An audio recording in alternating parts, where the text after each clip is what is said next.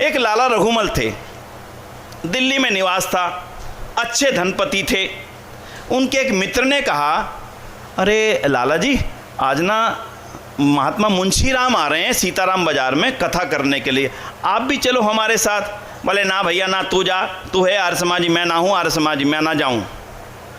लाला जी चल पड़ो, अच्छा बोलते हैं, आधा घंटा सुनी आएंगे, आप भी सुन लेना। बोले ना भैया ना, मैं नहीं जाऊँ बिल्कुल भी। पर मित्रता के एक संबंध के चलते, जैसे किसी को हमारे सत्यार्थी जी कह ही दे, नहीं यार आज तो तेरे को चलना ही पड़ेगा, मित्रता के नाते से अच्छा चल, तू बहुत ज़्यादा कह रहा है तो चल तेरे साथ चल पड़ता हूँ। अपने मित्र के आग्रह पर अपनी दुकान छोड़ करके वो सत्संग चलने के लिए सुबह सुबह चले गए आरसमा सीताराम बाजार में। सीताराम बाजार में महात्मा मुंशी राम बहुत शानदार विषय पर प्रवचन कर रहे थे। उनके प्रवचन का विषय था कि दिल्ली के लालाओं ने अपने बच्चों को बर्बाद करने का ठेका अपने सिर पर ले रखा है। ध्यान देना बंधुओं एक एक शब्द पर। दिल्ली के लालाओं ने अपने बच्चों को बर्बाद करने का ठेका अपने सिर पर ले रखा है। इसलिए मैं दिल्ली के इन लालाओं से एक निवेदन हाथ जोड़ के करना चाहता हूँ, अपनी दुकानों के ऊपर जो इन्होंने कोठे नाचने वालियों को किराए पे दे रखे हैं, उनसे आपकी अगली पीढ़ी बर्बाद ही हो रही है। आप सोच रहे हो आपके पास पैसे आ रहे हैं, लेकिन वो आपकी अगली पीढ़ी केवल बर्बाद हो रही है। जिस पीढ़ी के लिए आप पैसा कमा रहे हो वो पीढ़ी तो वहाँ जाके बर्बाद हो रही है। इसलिए हाथ जोड़ के मेरा निवेदन है, उन कोठों को आज ही बंद कर दो और उनसे जो हानि पैसे की होगी परमात्मा उससे कहीं गुना आपको प्रदान करेंगे। लाला रघुमल तो आर्य समाजी नहीं थे। अब लाला रघुमल क्या लिखते हैं वो सुनना ध्यान से।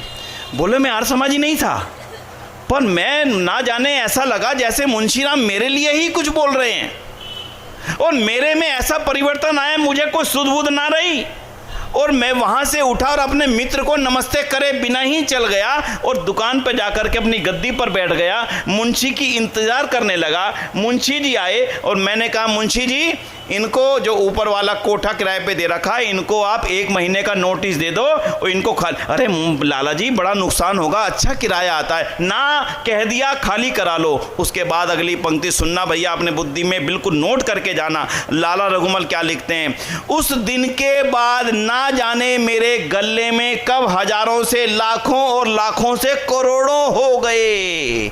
ये मेरा शब्द नहीं है, ये लाला रघुमल का शब्द है। उस दिन के बाद ना जाने मेरे गले में कब हजारों से लाखों और लाखों से करोड़ों हो गए। तब मैंने सोचा अब ये धन तो मेरा नहीं है, ये धन तो उसी महात्मा मुंशी राम का दिया हुआ है। मैं चेकबुक लेकर के उनके पास चला गया। स्वामी जी एक चेकबुक आप रखो, जो धर्म के काम आप करना चाहते हो वो धर्म के काम आप इनसे करते रहना और इस पैसे से मुझे बता देना कब कितना पैसा दिया है, मैं उतना पैसा बैंक में डलवा दिया करूँगा। स्वामी श्रद्धानंद ने कहा भी चेकबुक तो मैं नहीं रखूँगा। ना, रखनी पड़ेगी। देकर के स्वामी जी ने स्वीकार कर ली। फिर कहा चलो अब ये मेरी हो गई, अब मेरी अमानत के रूप में तुम रख लो। वापिस लाला रघुमल जी को दे दी और उसके पश्चात बंधुओं 1 लाख रुपए कन्या गुरुकुल देहरादून, 1 लाख रुपए कन्या ये गुरुकुल इंद्रप्रस्थ, 1 लाख रुपए कहीं, 1 लाख रुपए कहीं। एक छोटा सा विवरण मिलता उस समय 1900 शायद मेरे ख्याल से 23, 24, 25 का होगा अंदाजा से।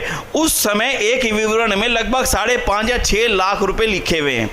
अब उस समय के 6 लाख रुपए आज के कम से कम मैं कहूँ तो 100 करोड़ से 150 करोड़ के 200 करोड़ के लगभग होंगे, कम से कम मेरा अनुमान है। बंधुओं कैसे परिवर्तन आया, जब मैंने समाज की समस्या को समझ करके स्वामी श्रद्धानंद ने समाज के लोगों के सामने रखा, तब उसको समझ में आया। क्यों, आर्य समाज की पहचान ही है कि आर्य समाज समाज की समस्या को सामने रख देता है और रखने के पश्चात में समाधान हुआ। और पैसा कहाँ से आया, देखा अपने आप आया। कितना आया, कलकत्ता में भी रघुमल कन्या विद्यालय, भाई जानते हो कि नहीं, कलकत्ता के अंदर भी है, दिल्ली में भी रघुमल आर्य कन्या सीनियर सेकेंडरी स्कूल है जिसमें राजेंद्र प्रसाद प्रथम राष्ट्रपति की 3 बेटियां उसी स्कूल में पढ़ी। लंबा इतिहास नहीं बताऊंगा, मैंने केवल एक बताया, जब आप समाज की समस्याओं को समझेंगे, उनका समाधान करेंगे तो दुनिया आपके साथ में आकर के खड़ी हो जाएगी। और दूसरा उदाहरण और सुन लेना, ऐसे विलक्षण उदाहरण आपको दूंगा जो आप सोचेंगे ये क्या आर्य समाज के साथ, वहाँ आर्य समाज ने किया भाई ये। बेटियों को पढ़ने की आवाज़ आ रही थी, गायत्री मंत्र पढ़ने की, केनिया के अंदर, नैरोबी शहर के अंदर। तो एक लाला जी गाड़ी में जा रहे थे, संपन्न लाला जी थे। उन्होंने देखा आवाज़ आ रही है, कहाँ से आ रही है, रुके, पता लगा कि इस कमरे में कुछ बेटियां गायत्री मंत्र पढ़ रही हैं। वो गए, भाई ये कौन लोग हो आप? बोले हमारे समाज से हैं और बेटियों को पढ़ाते हैं। वो गुजरात से थे। उन्होंने बेटियों को पढ़ाते हो? हमारे गुजरात में तो आज तक बेटियों को पढ़ाना पाप मानते हैं। उनके मन में तो था बेटियों को पढ़ाना चाहिए, धर्म का ठीकरा ऐसा फूटा हुआ था कि बेटियों को नहीं पढ़ाना, इतना भयंकर फूटा हुआ था जिसकी सीमा नहीं। उनको बड़ी प्रसन्नता हुई। बोले तो छोटे से कमरे में पढ़ाते हो? बोले जी हमारे पास तो जगह नहीं, हमने यहाँ किराए पे ले रखी है, इसी किराए के कमरे में अपना सत्संग चला लेते हैं, इसी की किराए के कमरे में हम बेटियों को पढ़ा लेते हैं। लाला जी ने कहा मैं सुबह आपके पास आऊँगा। और सुबह अगले दिन वो वहाँ पहुँचे, आर्य समाज के लोग भी इकट्ठे थे। उनसे एक बात कही कि देखो भाई, मुझे कल बड़ी प्रसन्नता हुई ये देख करके कि आप बेटियों को पढ़ाने का काम करते हो, तो अगर आप बेटियों का स्कूल खोलोगे तो मैं आपको 20 एकड़ ज़मीन नैरोबी के अंदर आपको दान दूंगा। कितनी जी? 20 एकड़ ज़मीन। और दान दे दी आर्य समाज नैरोबी को। और फिर बोले अगर आप 1 साल में स्कूल बना लोगे तो मैं आपको 20 एकड़ ज़मीन और दान दूंगा।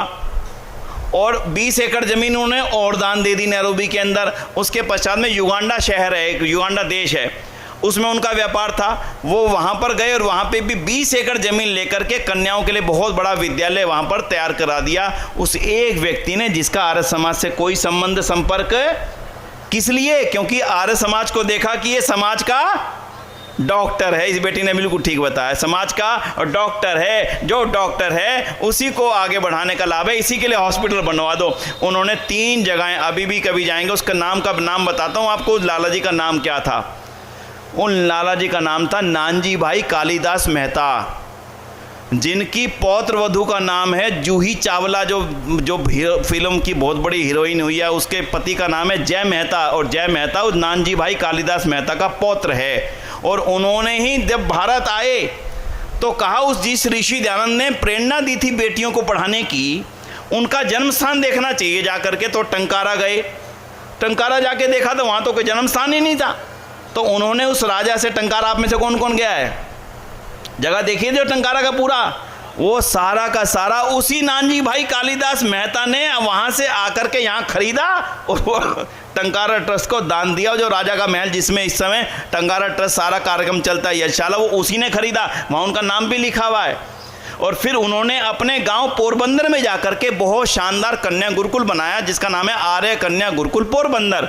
और फिर उन्होंने ही गांधी स्मृति भी बनाई पोरबंदर में, जहां गांधी जी का जन्म हुआ था। और उन्होंने ही तीसरे हिंदुस्तानी बैंक की स्थापना की थी, जिसका नाम था कॉरपोरेशन बैंक, अब वो बदलकर यूनियन बैंक बन चुका है। ये मैंने इतिहास की वो घटनाएं सुनाई जिनमें से एक छोटा सा बिंदु देखा आर्य समाज का, और करोड़ों रुपयों का दान आर्य समाज को उन लोगों ने दिया जिनका आर्य समाज से कोई संबंध नहीं था। ये 2 घटनाएं सुनाई बंधु। इसलिए आज मैं आपसे आज कहने बैठा हूं, आज के बाद में समाज की समस्याओं को छूना शुरू कीजिए। समाज को एकत्र करके उनके सामने जो वर्तमान में समस्या आ रही है उनको बताना शुरू कीजिए। वास्तव में आर्य समाज ही इस समाज की समस्याओं का निराकरण करने में सफल हो सकता है, बाकी कोई होगा नहीं। पहली इच्छा तो वो कोई करेगा ही नहीं, उनका समाधान शुरू करे। जैसा चल रहा चलने दो ना भाई। एक बात बताना, कोई बीड़ी पीता है तो टोकने वाला कौन होता है? आर्य समाज। कोई शराब पीता है, अब भाई साहब शराब मत पिया करो, भाई तेरे को क्या हो रहा है भाई, उसका पैसा वो पी रहा है, मरने दे ना यार, ऐसे कैसे मरने दे, नहीं पीनी चाहिए भाई। हम फिर शराब पीने वालों को बोलते हैं। कोई अंधविश्वास में जाता है चादर चढ़ाने मजार पे, हम उसको भी कह देते हैं भाई साहब ये क्यों कर रहे हो, गलत है भाई, मत करो को। हमें क्या पड़ी है भाई? बीड़ी अपने पैसे से पी रहा है, शराब अपने पैसे से पी रहा है, नशा अपने पैसे से कर रहा है, चादर अपने पैसे से चढ़ा रहा है, लेकिन इसी का नाम है आर्य समाज।